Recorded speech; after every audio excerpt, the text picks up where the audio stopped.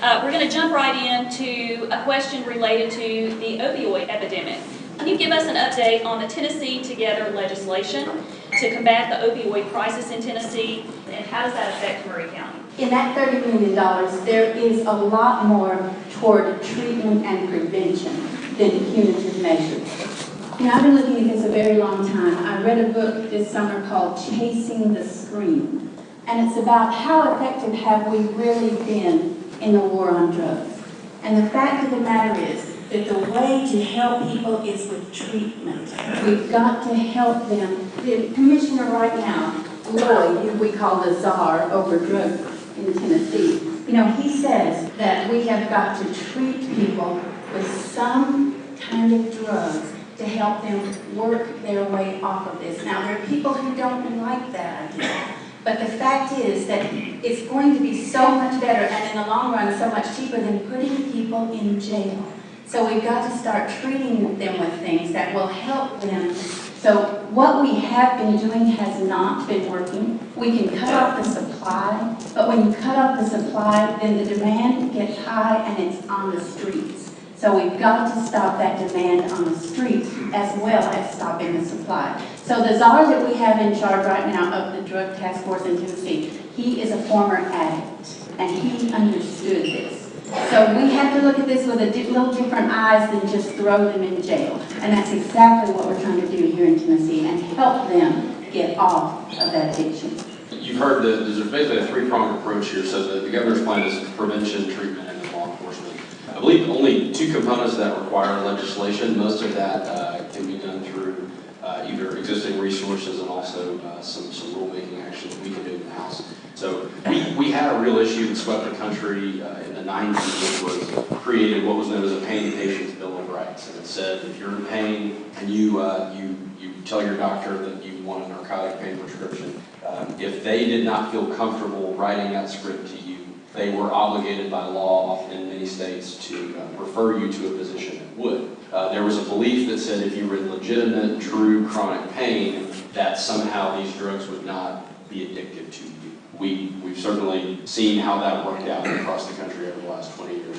It's not enough to just take away the pills. If you're already on them, then the question is what obligation do we have to those citizens who are now addicted? But then also, another main component of this plan is making sure that when folks come in with pain, they're given pain medication in a very responsible manner. But that's kind of where we are right now. I won't say much more, that they've covered it pretty well. The governor has basically two bills. One of them is preventing initial prescriptions for pain. It's legislation that he has proposed. Of course, he proposes legislation. We discussed it, debated, usually amend things, and I expect that to be amended significantly. So there's a lot of questions about what we need to do. He has also proposed most of the $30 million goes to treatment. Half of that money comes from the federal government, half of it is state money. He has proposed allowing prisoners, if they go through treatment, to get time off their sentences. And certainly treatment is important, preventing people from becoming addicted. Senator Hensley, how do you feel we can stop the opioid crisis without hurting the legitimate use of opioids in patients who truly need them? That's going to be the big question. What do you do? How do you determine whether somebody really has pain or not? So we're trying to do that, and as a physician, we have limited the initial amount of pain medicines people get, and TennCare is already doing that. We're looking at doing it for everybody, legislating that. TennCare has already limited how much you can give for a patient when they have an acute pain problem. What we do for the chronic pain patients, that's a big question. And nobody really has the answer other than trying to do what we do. We already have a controlled substance database. Anybody that's getting any controlled drug goes on a database, and any provider can tell what someone has gotten. And we've had that in place over the last 3 or 4 years. That's helped. We've made that more real time, so within 48 hours you can go on there and see what someone's gotten. But legislation helps, the providers have been educated, and the general public being educated. We're already, some of the insurance companies are already starting to not pay for certain of our pain medicines. As providers trying to answer that question, what do you do? How do you make sure people that really need pain medicine are treated adequately? Representative Curcio, can you give us an update on the James K. Polk tomb and relocating that to Maury County? I know that was recently in the Daily Herald. Representative Butt and I are working very hard to try to make that happen. I know it's certainly a priority for Maury County, and it's really become a priority across southern Middle Tennessee. It's become much more than just a Maury County priority. That bill is on notice and will be heard in committee next week. And I met with both chairmen of both the subcommittee and the full committee and every member of the committee yesterday.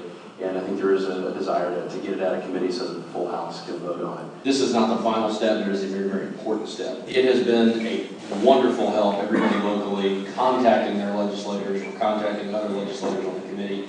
Please continue to do that. I think the more that they hear from Maury County and the more they hear from folks who are in support of this, the better, because oftentimes we deal with things in a vacuum. So thank you for the work that you've done. And again, I want to thank Representative Butt for all the work that she's helping with as well. So. Senator Hensley, will you please provide some closing remarks? Well, once again, I'm just happy and honored to be here. It's great to see so many people here. So it's a privilege for me to represent Maury County. Anytime I can help personally, my office, always feel free to call me. And we want to know your opinion. We want to know how you feel about things. We're here to represent you in the state legislature and to make Maury County a better place to live. But thank you for all being here today. Representative Curcio. Thank you, and I'll just kind of echo what I started with. I think you should be proud to live in the state that you live in. I'm certainly honored to get to serve you, and thank you for allowing me the opportunity. Again, please call on me or my office anytime that we can be of service to you. Thank you. Representative Butt. Thank you. And I do want to reiterate that it's been an honor serving you. I want us in this room to look around and see that most people in this room have a good job, make a good living, and we need to, when we represent the people of a county, remember those people who have gotten up this morning, taking their baby to daycare, and the husband drives to work 45 miles one way, and the wife drives to work 45 miles another way. I mean, I met those people when I was campaigning, and I went and shook hands with them at 5:30 in the morning, when the mother's going to her job and the dad's going to his job. And we need to make sure that we remember that they have a voice too. And that's what makes Maury County great, that every one of us wants to make this the best place to live and work. Being a representative has been a true education for me. Being a representative opens your eyes to every kind of situation in your district and in your state. You get to learn so many things, meet so many people. It has been a genuine joy serving. So I'm proud of Maury County. I ran on faith, family, and freedom. And I try to stand up for that every single day. One of the senators came up to me the other day and said, well, Sheila, we hate you're leaving. You were so engaged. And I think that's what's important for your representative to be engaged with the people at the state, to be engaged with their colleagues, but to also be engaged with every person that they can in their own district, so they can represent those people when they go to make a decision on whether something is better for a community or not.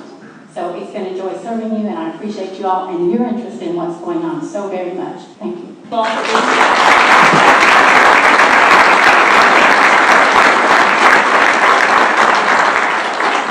Thank you all for being here. We would like to invite you to our next program, which is the Farm and City Breakfast on March 9th.